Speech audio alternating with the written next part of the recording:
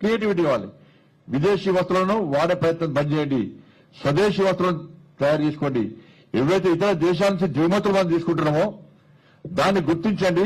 ఎగుమతులు చేసే స్థాయికి మనం రావాలి. క్రియేటివిటీ ఉండాలని చెప్పి ఒక ఆలోచనతో నరేంద్ర మోడీ గారు అనేక రకాల ఈ దేశం ప్రజల లోపల ఒక చైతన్యం ఉంచుకోవడానికి, ఒక ఆలోచన కల్పించడానికి మనం ప్రయత్నం చేస్తున్న విషయాన్ని మనం గుర్తుంచుకోవాల్సిన అవసరం ఉంది.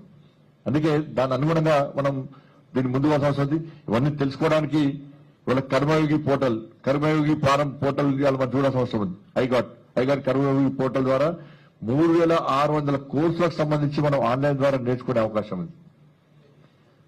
దాన్ని మనం గుర్తుంచుకోవాల్సిన అవసరం ఉంది. కాబట్టి మనం ఉద్యోగం వచ్చిన తర్వాత మనం ఏమి సాధించినాం, ఉద్యోగం రాకముందు ఏ విధంగా కష్టపడ్డాం, ఆ కష్టాలు నెక్స్ట్ తరానికి రావద్దు, నెక్స్ట్ యువతకు రావద్దు. వాళ్ళు కూడా కొత్త కొత్త ఆలోచన కల్పించాలి.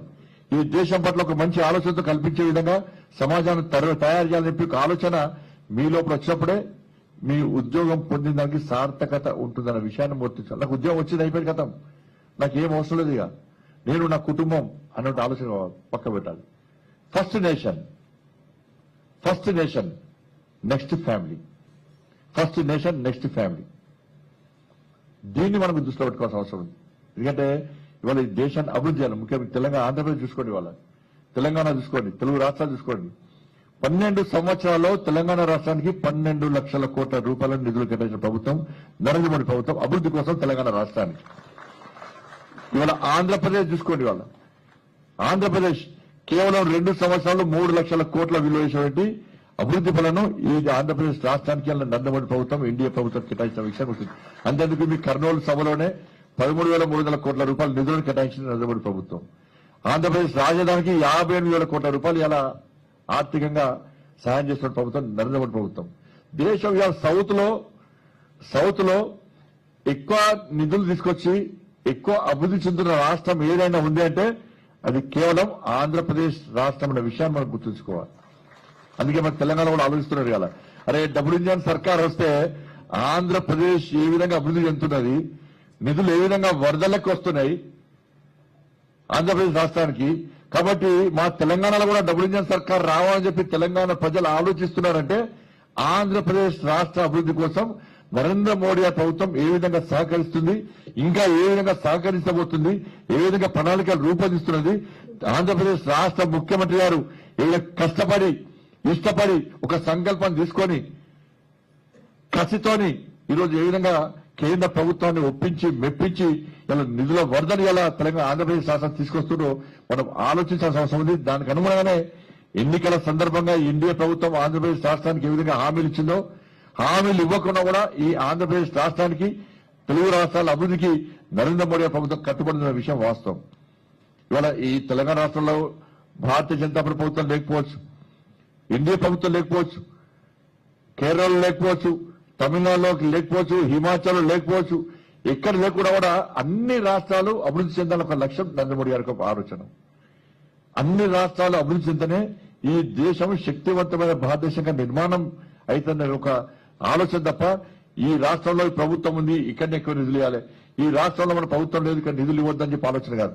ఇవాళ ఉద్యోగాలు ఇస్తున్నాం, ఇవాళ తెలంగాణ రాష్ట్రంలో కూడా ఉద్యోగాలు ఇస్తున్నాం, హిమాచల్ కూడా ఉద్యోగాలు ఇస్తున్నాం, తమిళనాడులో కూడా ఉద్యోగాలు ఇస్తున్నాం, తమిళనాడు పౌరులు కూడా ఉద్యోగాలు ఇస్తున్నాం, కేరళలో పౌరులు కూడా ఉద్యోగాలు ఇస్తున్నాం. కేవలం భారతీయ జనతా పార్టీ ఎన్డీఏ ప్రభుత్వంలో రాష్ట్రంలో యువతకు మాత్రమే ఉద్యోగాలు ఇవ్వాలని చెప్పి ఆలోచన మోడీ ప్రభుత్వం లేదు. అన్ని రాష్ట్రాలు ఒకటే, ఈ దేశం ఒకటే, ఈ దేశం నాది, ఈ దేశం కోసం పనిచేయాలి, ఈ దేశ అభివృద్ధి కోసం పనిచేయాలి. ప్రపంచంలో భారతదేశాన్ని అగ్రగామంగా నిలిచాలని చెప్పి ఒక లక్ష్యం 2047 వికసిత్ భారత్ లక్ష్యంగా మనం ముందుకు పోతున్నాం. దానికి అనేక రకాల ప్రణాళికలు రూపొందిస్తున్నాం. దానికి కావాలంటే ఈ దేశంలో పేదరికం పోవాలని చెప్పి ఆలోచన. అనేక సంక్షేమ ఫలాలు ఇస్తున్నాం. ఇలా 3 కోట్ల మందికి ప్రధానమంత్రి ఆవాస్ యోజన కింద ఇండ్లు ఇచ్చి 4 కోట్ల మందికి ప్రధానమంత్రి ఆవాస్ యోజన ఇండ్లు నిర్మించాలని ప్రయత్నం చేస్తున్నాం. 80 కోట్ల మందికి గరీబ్ కళ్యాణ్ అన్న యోజన కింద నిలుస్తున్నాం. 12 కోట్ల మందికి టాయిలెట్స్ కట్టిస్తున్నాం. 8 కోట్ల మందికి ఉచిత గ్యాస్ ఇచ్చినాం. మనం ఇలా ఈ దేశంలో డ్రైనేజ్ నిర్మించేది మనమే, లైట్లు పెట్టేది మనమే, రోడ్లు వేసేది మనమే, రైల్వే గాని నేషనల్ హైవేస్ గాని అన్ని రకాలుగా అభివృద్ధి సంక్షేమ పథకాలు నడుస్తున్నాయంటే ఇవి నరేంద్ర మోడీ ప్రభుత్వం నిధులు తప్ప వేరే నిధులు కావు. ఇలా సిద్ధాంతం అది అంత్యోదయ సిద్ధాంతం. చిట్ట చివరి వ్యక్తి కూడా సంక్షేమ ఫలాలు అందాలని చెప్పి ఒక అంత్యోదయ సిద్ధాంతాన్ని ముందుకు పోతున్న ప్రభుత్వం నరేంద్ర మోడీ ప్రభుత్వం. డాక్టర్ బాబాసాహెబ్ అంబేద్కర్ యొక్క ఆశయాలకు అనుగుణంగా ముందుకు పోతున్న ప్రభుత్వం నరేంద్ర మోడీ ప్రభుత్వం. కాబట్టి ఈ ఆలోచనతోని మనం ముందుకు సాగుతున్నాం. కాబట్టి ఈరోజు రోజ్గార్ మేళా ద్వారా ఈరోజు మనం దేశవ్యాప్తంగా 51 మందికి ఉద్యోగాలు ఇస్తున్నాం.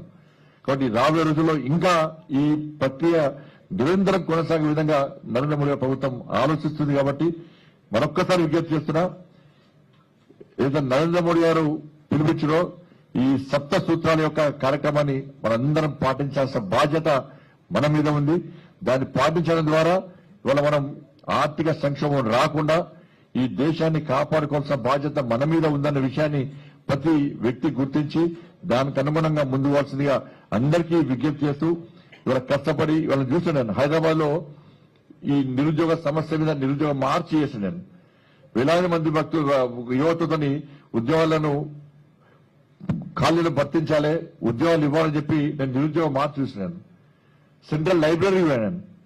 సెంట్రల్ లైబ్రరీ పోతే ఎంత ఆశ్చర్యకరం అంటే ఒక్కొక్క యువకుని దగ్గర పక్కన ఒక బనానా, ఒక వాటర్ బాటిల్, బయట ఒక యువకుడు అడ్డిబండ కొట్టుబట్టుకోడానే ఏందన్నా అని చెప్పి వీళ్ళు అడిగిన, సార్ మా నాన్న కూలి పని చేస్తాడు, నెలకు 300 రూపాయలు 500 రూపాయలు ఇస్తాడు సార్, అవి ఇవ్వడమే కష్టం.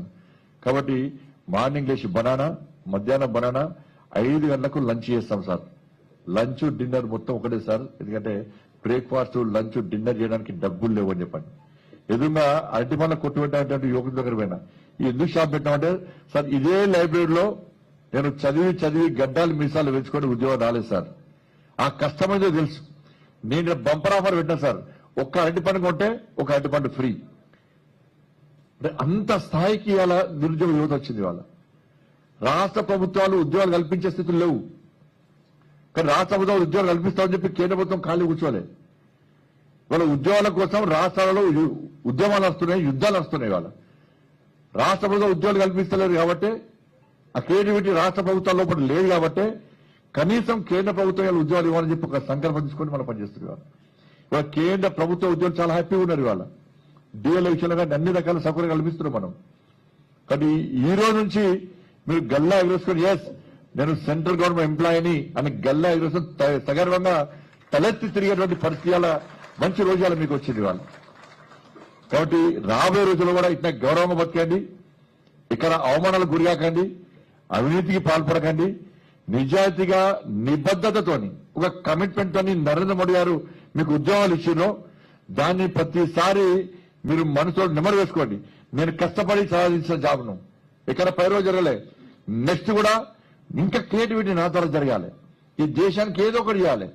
ఈ దేశం నాకు జాబ్ ఇచ్చింది, ఉద్యోగం ఇప్పించింది, ఉద్యోగం ఇచ్చినప్పుడు ఈ దేశానికి ఏదో ఒకటి చేయాలని చెప్పి ఒక ఆలోచన. ప్రతిసారి దేశం నాకేం చేసింది, దానికి దేశాన్ని ఉపయోగం చేసిన ఫస్ట్ ఆలోచించాలి.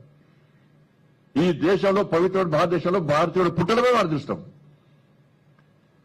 సనాతన ధర్మం, మన కల్చర్, మన సంస్కృతి సంప్రదాయం తీసి ప్రపంచ దేశాలు ఆదర్శంగా తీసుకుంటున్నాయి. వాళ్ళ ప్రపంచంలో ప్రతి భారతీయుడు గల్లా ఎగరేసుకొని నేను ఇండియన్ అని చెప్పుకునే స్థాయికి వచ్చిందంటే మనం గుర్తుంచుకోవాల్సిన అవసరం. ఈ దేశం పట్ల ప్రపంచంలో ఏ విధంగా మర్యాద వస్తుంది, ఏ విధంగా గొప్పతనయాల ప్రపంచం గుర్తించిందో ఒకసారి అర్థం చేసుకోవాల్సిన అవసరం ఉంది. కానీ ఇటువంటి పరిస్థితిలో ఉద్యోగాలు సాధించిన మీరందరూ కూడా ఇంకా 10 మందికి ఉద్యోగాలు ఇచ్చే స్థాయికి రావాలి. మీరు ఇంకా క్రియేటివిటీ అనేది జరగాలి. ఏం చేస్తే మనం 10 మందికి సహాయపడగలుగుతాం, ఏం చేస్తే నిజాయితీగా బతకగలుగుతాం, ఏం చేస్తే ఈ దేశానికి పనిచేసిన వాళ్ళకి గుర్తింపు మనకు వస్తుందని చెప్పి ఒక ఆలోచన మీలో వచ్చినప్పుడే ఇవాళ నరేంద్ర మోడీ గారు ఏ ఆలోచనతో రోజ్గార్ మేళ ద్వారా మీకు ఉద్యోగాలు కల్పించారో దానికి సార్థకత ఉంటున్న విషయాన్ని మనం గుర్తుంచుకోవాల్సిన అవసరం ఉంది. కాబట్టి మీరందరూ కూడా ఆ దిశగా పనిచేయండి. రేపంచి మీ తల్లిదండ్రులను మంచిగా చూసుకోవాలి, దాంతోపాటు ఈ దేశం గురించి ఆలోచించాలి, 10 మందికి సేవ చేసే ప్రయత్నం చేయాలి, ఈ దేశానికి పేరు వచ్చే ప్రయత్నం చేయాలి, మీకు స్వతహాగా మంచి గుర్తింపు వచ్చే విధంగా పనిచేయాలి. ఇక్కడ అవమానాలకు గురయ్యేటువంటి ప్రయత్నం చేయకండి, తప్పు చేసే ప్రయత్నం చేయకండి.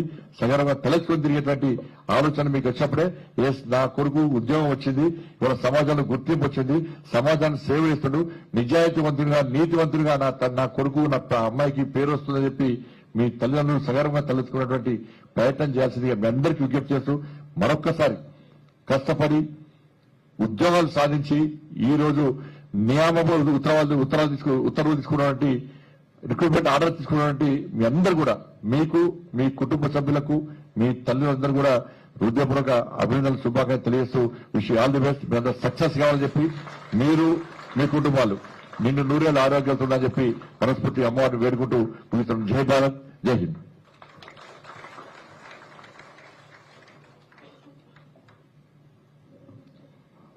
First of all, we are all happy for your presence here, sir, on this occasion. And thank you, sir, for your valuable advices to the youth and for the appointees. Thank you very much, sir.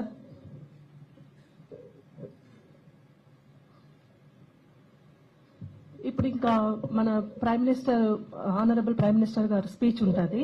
So on this I would request all the dignitaries on the dais to please occupy the